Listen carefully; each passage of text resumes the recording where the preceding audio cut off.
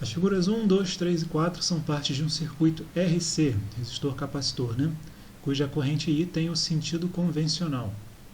Ou seja, o sentido convencional ele vai do polo positivo para o polo negativo, né? Esse é o convencional, né? O real seria o oposto, né? O real seria do negativo para o positivo, né? O caminho real que os elétrons fazem. Então esse de dentro é o convencional e esse aqui é o real. Analise então a figura e assinale qual delas representa corretamente as diferenças de potenciais entre os pontos do circuito. Então eu estou olhando a diferença de potencial entre dois pontos e eu quero saber como essa diferença de potencial está aumentando ou diminuindo, né? Então vamos dar uma olhada no primeiro circuito.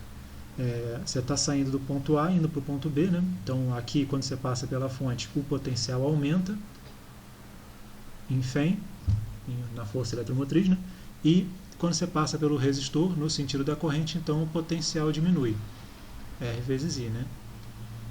Então, a número 1, a gente tem Fem, a diferença de potencial, né, será, deixa eu escrever isso melhor, a diferença de potencial será força eletromotriz menos a tensão aqui que você consumiu nesse capacitor. Agora o número 2, olhando agora para o número 2, você está saindo aí do ponto B e indo para o ponto C passando por um capacitor, né? Então a diferença de potencial ela acontecerá devido à queda, né, do capacitor. Então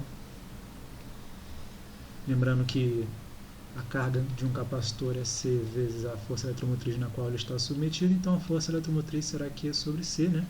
Então a diferença de tensão aí que ele está submetido será, nessa diferença de tensão acontecerá uma queda, né? Menos Q sobre C, né? Que mais?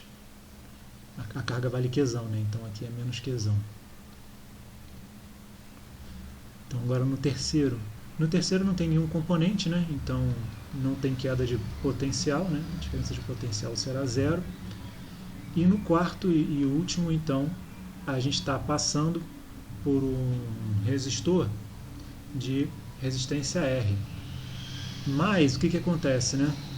Então, se você, assim, rapidamente você diria, a diferença de potencial é menos RI. Só que cuidado porque nas opções que ele está fornecendo, ele está pedindo a diferença de potencial entre o ponto D e o ponto A, né? Quer dizer, saindo do ponto D e indo para o ponto A. Aliás, o ponto D é o ponto final e o ponto A é o ponto inicial. Então, na verdade, você está caminhando nesse sentido, né? Todas as opções aí percebam que o ponto final, né, o potencial final é o D e o potencial inicial é o A. Fiquem atentos a isso, né? Então a gente está indo nessa direção e a corrente está indo na direção oposta. Então quando você vai na direção oposta, né, quando a sua DDP está na direção oposta da corrente, então a tensão está aumentando no resistor, né? Então ela vale mais R vezes I. Então isso corresponde aí justamente à opção C. Bacana? Essa análise de quedas, de subidas e descidas de potencial, ela é muito utilizada mais adiante quando a gente for falar de circuitos elétricos, né? Quando a gente for analisar as malhas de um circuito, o sentido convencional da corrente, se você está indo do menor para o maior potencial, então isso você estuda justamente quando você vê a teoria de circuitos, né? E malhas, né?